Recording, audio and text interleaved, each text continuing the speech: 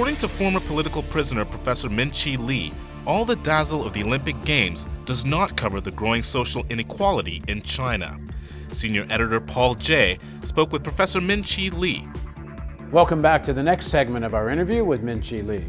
Minqi, if we talk to the leaders of the Chinese Communist Party, I'd expect they would make an argument that goes something like this. If you look what happened with the fall of the communist regime in the Soviet Union, the introduction of what was supposed to be something like a Western-style democracy, the introduction in that context of free market reforms, they would say you got essentially chaos, you got the establishment of a kind of mafia state.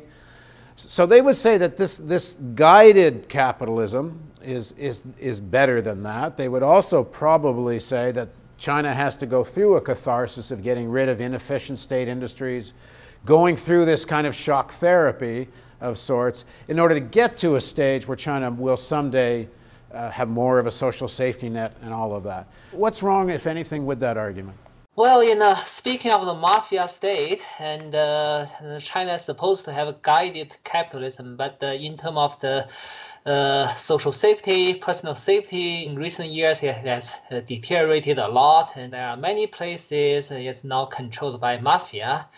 And as we just had that mass incident in the Weng'an of the Guizhou province, which involved tens of thousands of people that attacked the local government, the local police department. So, even with this guided capitalism, it's not that safe. Tell us a little bit more of what happened there. These were local people attacking the government institutions for corruption?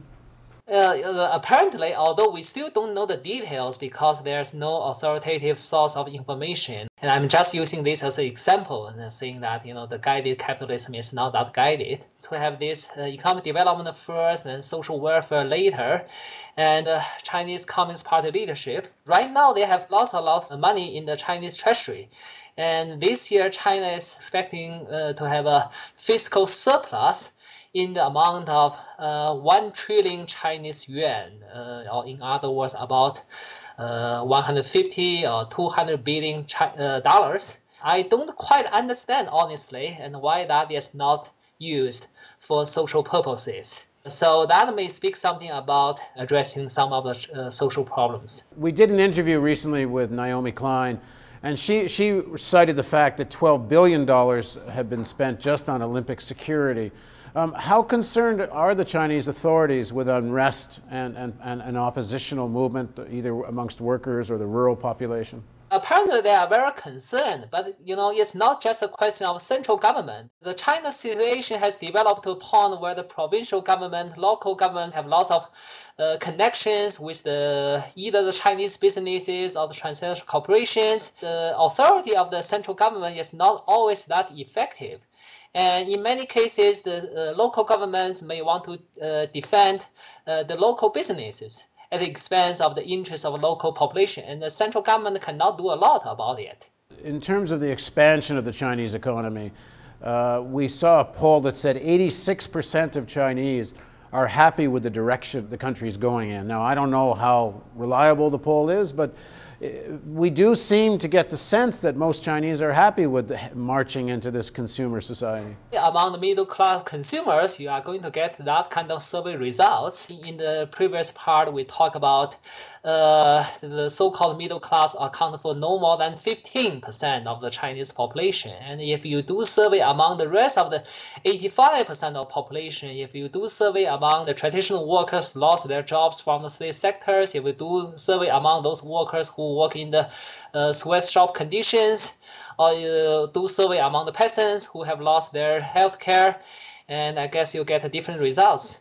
And to what extent are workers or rural people organized to resist what they see as an unfair situation? Apparently, the resistance has been growing in recent years, and even by the official statistics, what they call the mass incidence has increased from something like 30,000 a year to now maybe 50,000, 60,000 a year. You still have many protests from the traditional sector workers related to issues about privatization, corruption that happened in the process of privatization.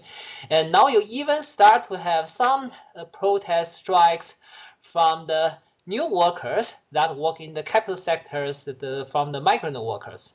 And are these protests allowed, or are they cracked down on? I mean, is it illegal to organize these kinds of protests, or are they more or less allowed? Well, in China, whether something is legal or illegal, allowed or not allowed, is always something ambiguous.